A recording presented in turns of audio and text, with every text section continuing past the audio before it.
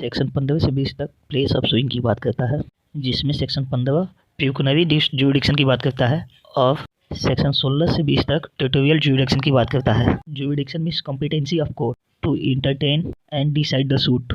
CPC में 4 तरह के जुरिडिक्शन बताया गया है। पहला है ओरिजिनल एंड अपीलेंट जुरिडिक्शन, दूसरा है जुरिडिक्शन रिगार्डिंग सब्जेक्ट मैटर, तीसरा है ट्यूटोरियल जुरिडिक्शन और चौथा है प्यूकनरी जुरिडिक्शन। ओरिजिनल जुरिडिक्शन में नए सूट को इंटरटेन किया जाता है और अपीलेंट जुरिडिक्शन में डिसाइडेड सूट को एंटरटेन किया जाता है।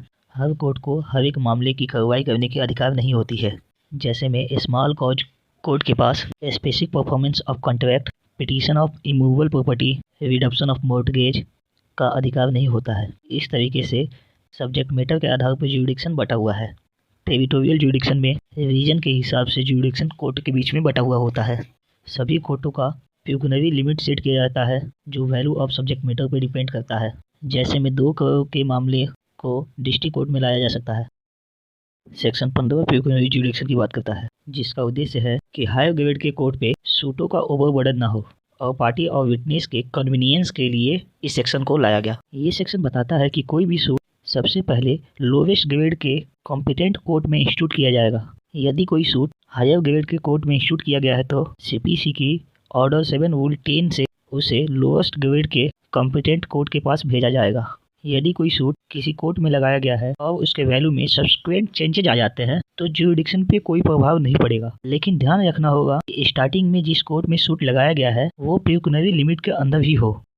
सेक्शन 16 के क्लॉज ए से क्लॉज ई तक इमूवेबल प्रॉपर्टी से रिलेटेड डिस्प्यूट की बात करता है, जबकि क्लॉज एफ मूवेबल प्रॉपर्टी से रिलेटेड डिस्प्यूट की बात करता है।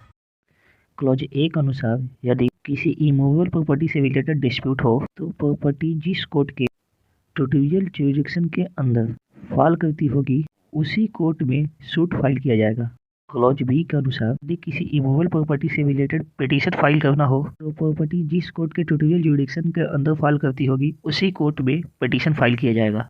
क्लॉज सी के अनुसार यदि डिस्प्यूट मॉर्टगेज किए हुए इमूवेबल प्रॉपर्टी फोरक्लोजर, सेल और रिडक्शन से रिलेटेड हो तो जिस कोर्ट में प्रॉपर्टी के लिए सूट फाइल किया जा सकता था वहीं सूट इंस्टीट्यूट किया जाएगा। क्लॉज डी के अनुसार यदि मामला इमूवेबल प्रॉपर्टी से जुड़े हुए राइट और इंटरेस्ट से रिलेटेड हो तो प्रॉपर्टी जिस कोर्ट के जुरिडिक्शन के अंदर फाइल करेगी उसी कोर्ट में सूट इंस्टीट्यूट किया जाएगा।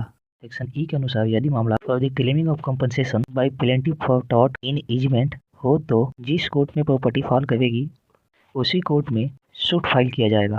सेक्शन एफ के अनुसार यदि मामला recovery of movable property under attachment हो तो जिस कोर्ट के जुरिडिक्शन के अंदर प्रॉपर्टी को अटैच किया गया है उसी कोर्ट में सूट फाइल होगा।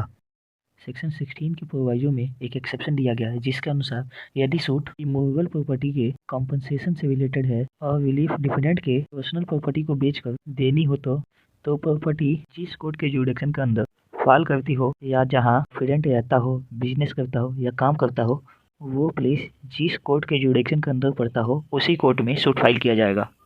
सेक्शन 17 बताता है कि यदि कोई इमूवेबल प्रॉपर्टी 2 अलग अलग कोर्ट के जुरिडिक्शन के अंदर फाइल करता है तो उससे रिलेटेड डिस्प्यूट के लिए सूट किसी भी एक कोर्ट में लगाया जा सकता है। सेक्शन 17 का प्रोवाइजो बताता है कि जिस कोर्ट में सूट फाइल किया गया है उसके पास उस सूट को ट्राई करने के लिए प्यूकनरी जुरिडिक्शन होना चाहिए।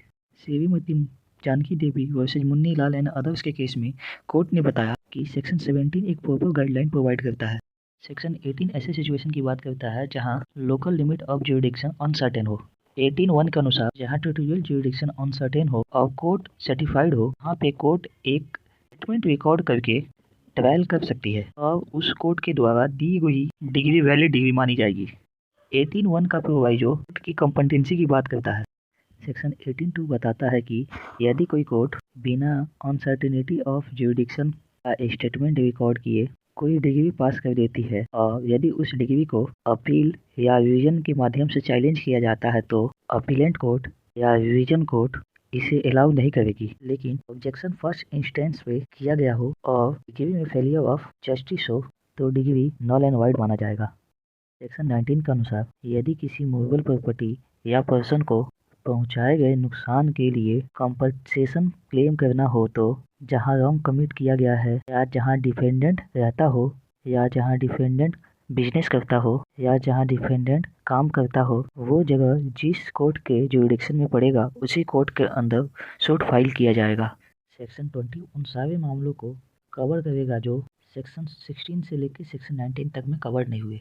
इस सेक्शन के अनुसार किसी मामले से संबंधित सूट उस कोर्ट में लगाएंगे जिसके टेरिटोरियल जुरिडिक्शन के अंदर काउज ऑफ एक्शन एराइज हुआ हो या जहां डिफेंडेंट रहता हो, बिजनेस करता हो या गेन के लिए काम करता हो।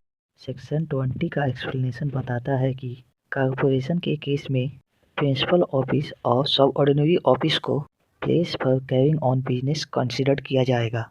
New Monga transportation company versus United India insurance के केस में कोर्ट ने बताया, सेक्शन 20 का एक्सप्लेनेशन 2 पार्ट कंसिस्ट करता है।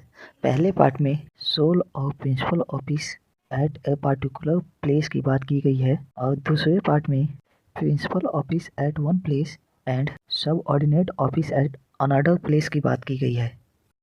सेक्शन 21 ऑब्जेक्शन टू जुरिडिक्शन की बात करता है। अगर किसी पार्टी को जुरिडिक्शन के रिगार्डिंग ऑब्जेक्शन करना है तो अर्लीस्ट पॉसिबल अपॉर्चुनिटी में ही ऑब्जेक्शन करना चाहिए। सेक्शन 21 क्लॉज 1 के अनुसार अपीलेंट कोर्ट या रीजनल कोर्ट द्वारा प्लेस ऑफ सुइंग से रिलेटेड ऑब्जेक्शन को केवल तभी अलाउ किया जाएगा जब objection was taken in the court of first instance and at the earliest possible opportunity, and there was been a consequent failure of justice हो। Section 21 clause 2 के अनुसार कोर्ट पिक्यूनरी लिमिट के ऑब्जेक्शन को केवल तभी अलाउ करेगा जब objection first instance पर किया गया हो, अर्लीस्ट पॉसिबल अपॉर्चुनिटी पे किया गया हो और कॉन्सिक्वेंट फेलियर ऑफ जस्टिस हो। सेक्शन 21 क्लॉज 3 के अनुसार अपीलेंट कोर्ट या regional court objection for competency of court को तभी अलाउ करेगी जब ऑब्जेक्शन अर्लीस्ट पॉसिबल अपॉर्चुनिटी पे लिया गया हो या कंसिक्वेंट फेलियर ऑफ जस्टिस हो। सेक्शन 21A के अनुसार किसी प्रीवियस सूट के डिग्री को प्लेस ऑफ सुइंग के ऑब्जेक्शन के बेसिस पे चैलेंज करने के लिए नया सूट फाइल नहीं किया जा सकता।